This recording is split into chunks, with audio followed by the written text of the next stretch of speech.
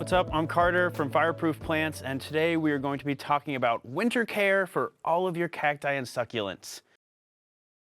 What is the difference between a cactus and a succulent? A succulent is just a general term for any plant that is evolved to live in dry or xeric conditions. And a cactus is a family of succulents.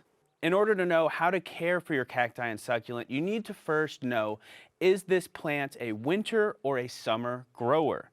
And you can tell that by where the plant is from. Knowing where a plant evolved is a great way to understand how to care for it. I have two winter growers. I have this conophytum and this lithops. These conophytums and lithops come from a winter growing region of South Africa. This area has a very mild winter. Temperatures very rarely get below the low 40s. And the winter is actually the wettest part of the year. And because of that, these plants do most of their growing in the winter. Now, other plants that live in deserts that have more unforgiving winters do their growing in the summer. And that is predominantly what we're going to be talking about today, is plants that go dormant during the winter. Dormancy is a period of slowed or stopped growth that almost all plants go through. It can look like shriveled up, drying leaves, like on this Cyphostemma. And now the temperature is dropping, daylight is shortening, and you can see that it's starting to lose some of that succulence in its leaves, and it will soon drop those and go completely dormant. A lot of cacti will shrink down into the substrate to protect themselves from the cold air. Dormancy is caused by four main things. It is caused by changes in temperature, it is caused by changes in water availability, it is caused by changes in photoperiod or daylight length, and it is finally also caused by stress or damage that comes from a parasite. Let's go over some basic care of how to keep these guys safe. The number one most important thing is watering. And you want to use about half of the water that you would normally be doing. This is again because these plants are not growing very actively during dormancy. So that water is going to stay in that substrate in the dirt that they're in, and it's going to create a perfect habitat for pathogens and bad bacteria and fungus that we don't want. The reason that cacti and succulents have so much trouble with cool weather and all that moisture is that being a cactus and a succulent, they store lots of moisture in these codexes, like this Phocea edulis over here. When that moisture in these codexes and in their cells freezes, it causes ice crystals to form in the cytoplasm. The cytoplasm is the liquid matrix that fills their cells. Some plants, like these agaves, can come back from their roots, but the top will never come back. Next, no fertilizers. Again, like with water, these plants are not really growing. They're not going to be uptaking nutrients. Another don't do, repotting and propagating. These plants are already going to be stressed during the winter.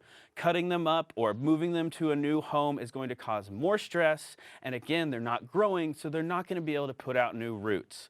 Plants that are in the ground can survive in USDA zones 8 and above. Trichos are on the edge of being frost hardy here in Texas. And the weakest part of this cactus is this growing stem right here. This is the most tender part, and we want to make sure that is kept safe. So how do I protect it?